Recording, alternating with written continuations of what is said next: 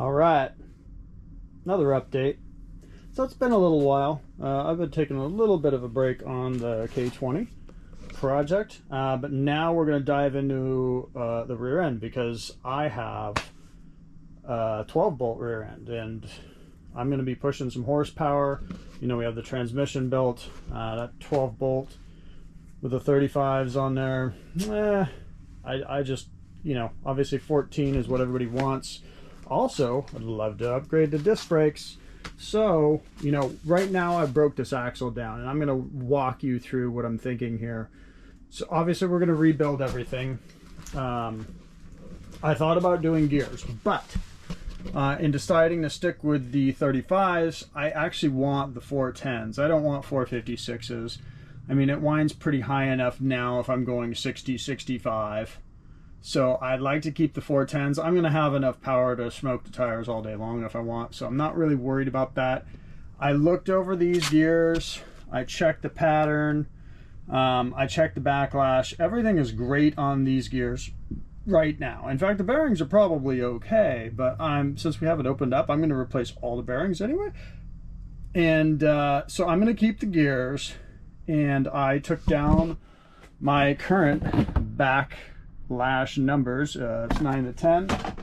And so when I'm putting this back together, if you follow any of the gear groups, especially in Facebook or whatnot, gear installation, there's some great ones. If I think about it, I'll link it below this video.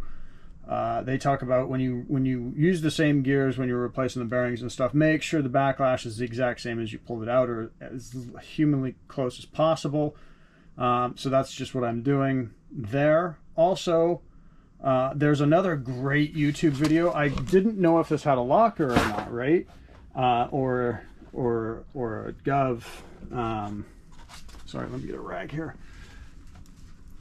Or you know, the limited slip. And there's a great video, and he opened my eyes and showed me that I actually have a gov locker, or not a locker, but the gov limited slip in here. And the way you tell is, you know, you either have open, you have the rare like factory Detroit locker, or I guess it'd be like military rigs Detroit locker, or you've got the limited slip, the gov track, whatever they call it. I'm spacing it right now. So those are the three things you possibly have in your differential, especially with the 14 bolts. And in this case, how you can tell two of those, which would be the open or the Detroit locker, basically has four holes on this side. So it'd be, you know, one on this side, one on the exact opposite, one on the top, one on the bottom, right? Makes sense. They're evenly spaced out because there's 4 prongs when you have a locker. When you have a limited slip, you have 3. So this one, as I'm looking, it has 1, 2, and then, you know, if you marked it out, 3. So I have the limited slip on here. You can also tell, you know, by the plugs here. And then if this were a locker or open differential, you would see the gears, you know, basically there'd be like a window here, and you could see the gears.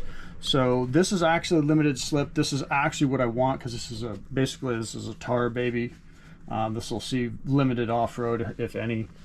And just in full honesty, I like driving this. Maybe I'll take it to some shows or something down the road. That'd be fun. So this has everything I already want. So there's no point in me spending $1,000 on like a Yukon locker or a Detroit locker or anything like that. So I'm going to keep the limited slip. I'm going to keep the 410s, and I'm just going to rebuild all the seals, all the bearings. And I can show you what I've got. I like using Timken products. So anything that has Timken, that's what I get. This is the differential rebuild kit. I believe I got this one off of eBay. I can link that down below in the video. This, I believe I also got off of eBay, is the axles, or sorry, basically the hubs. So this is the axle seals, and then the correlating bearings there. Those go here, because here's your seal. There's one bearing here, there's one on the other side, right there. And then of course those slip on here. So that's what I got there. And I'll link both of those below. I believe these were both eBay. One of them might have been Amazon. I can't remember. I did get this off of Amazon because it was a really good price. And this was from Speedway Motors. These are probably honestly all made at the same manufacturer. There's just different people. Yukon sells one for like $100 more. Looks the exact same. Why would you do that? I don't know. Maybe it's just that much better. I could be wrong. But I got this for about 120, I think, off of Amazon. I can link that too. Obviously, these look awesome. That's what I have in the front. Only, you know, my front's a 10 volt, so, you know, it matches it. I think it was even from the same company. They give you a nice bolt package, and they do include a gasket, although I would love one of those rubber, you know, ever reusable gaskets. The only thing I ever wished with the 14 bolts is that they had a, you know, this is upside down, but I wish it had a drain port on the bottom. That's my only gripe there, but whatever. Also, we couldn't just live with the old drum brakes, right? So we went to lugnut4x4offroad.com. Well, I guess it's just lugnut4x4.com. And we got the disc brake package. I got everything from them. I got the studs, the extended studs. I got it all. Comes with instructions, comes with a cool little sticker or whatever. I don't put those on my rig.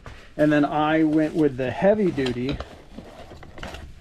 with the I did get the emergency brake package kit on here. It's not bolted on yet, but I did do that. I may or may not paint it. You can see the springs and stuff in here. It comes with everything. Like everything. There's the bracketry and stuff. Probably have to paint some of this. Honestly, it looks like just straight up steel.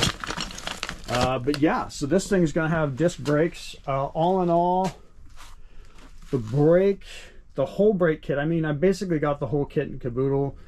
Everything you could possibly get, although I don't even remember. I don't think they had an option for slotted and vetted rotors, but I don't want those on this anyway. But I think the whole brake kit was like $980. But like I said, I literally opted for everything and got everything I could. So that's that. The bearings, I think they were like $450 or $500 together. They're like $225, $250 a piece. You know, they're not inexpensive, but I want Timken.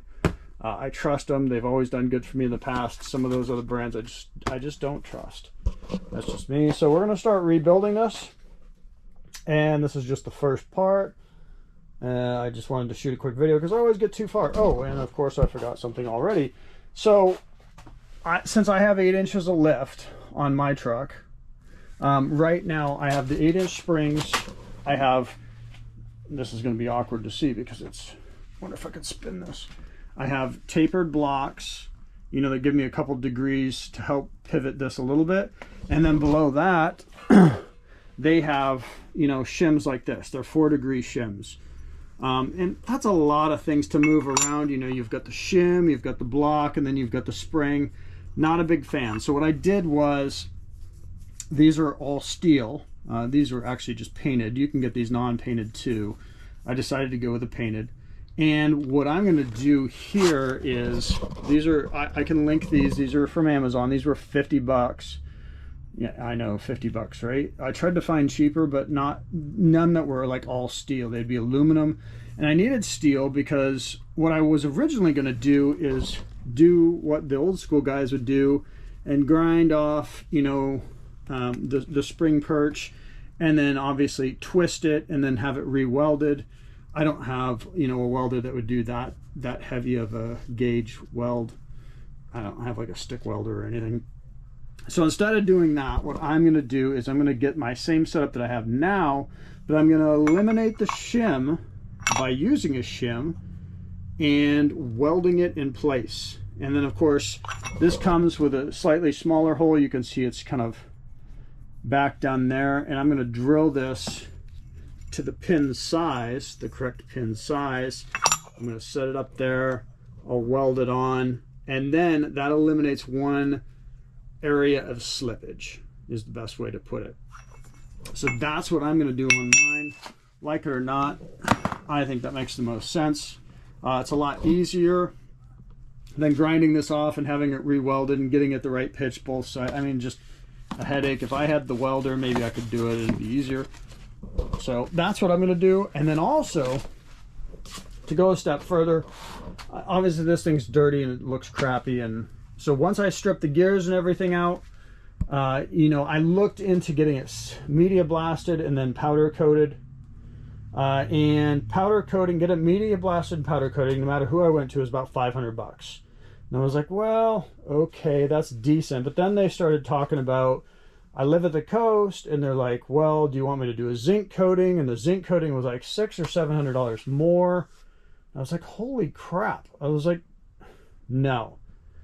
So what I may do is go back to one of them and just see how much it costs just to media blast this to make it quick and easy, or I'm just going to wire wheel it, clean it up myself, however I need to, and then I'm just going to use the good old, what I've used on the whole truck to this point, the Pour 15 top coat. This stuff looks so awesome. I mean, and it holds up. I beat the tar out of everything I spray it with, and it comes out good. The hubs are a little bit easier because I can throw those in my sandblaster. I have a sandblasting box, you know, one of the Harbor Freight ones. Those will, once I pull those down, those will be easy to clean up in there and spray. That's a piece of cake. Oh, that was the other thing.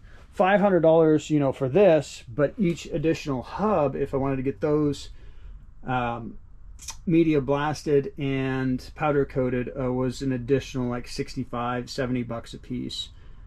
Maybe it was even 100. I got to look back at the quote. So, I mean, it was a lot just for, you know, just for that. And I'm not saying it's a ripoff or anything. I'm just saying, is it worth it in this case? My front axle is cleaned up and shot with Pour 15. My frame is shot with it. I mean, I might as well just clean this up and do it myself. So that's where I'm at there. I'm just throwing that out there because maybe one of you is thinking about the exact same thing and going through the same process. Maybe I can save you a step. But maybe you have somebody that'll do it or do it less. Sad part is I have a powder coater and gloss black, but I don't have an oven big enough to bake this sucker in. So that's out for me. I could probably do those, but I don't really want to use my oven either. So that's that. Enough of me rambling about. Time to pull everything, finish pulling everything out. Oh, and of course, I didn't get new axles because I checked all the teeth on here, and these are really good. Everything's nice. They're clean. I don't see any issues with them at all. So it's an unnecessary expense. That was going to be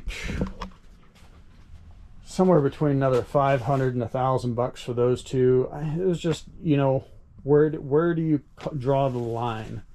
Obviously, if this was a ground up perfect build, sure, we do everything to perfection. Sometimes you just gotta kind of weigh it all out and think about it, and this is where we're going. Worst case, I can come back and I can put new axles in at any point. That's not that difficult to do. So, and then if something happens and we re-gear it, you know, we can revisit all this again. But all right. That's that for now. Maybe I'll even just release this video as is, and then I'll do another video when it's all done back up and in the truck. I don't need to walk you through the process. There's a bunch of great videos on YouTube already on how to do the gearing, do all the pull, and you know, they're out there. I'm just letting you know what's going on with this project specifically, my thought, the cost, the parts, where to get them, make it quick, easy, digestible. And yeah, that's it. Hopefully that helps somebody out now or years down the road. Appreciate you watching. Talk to you again soon.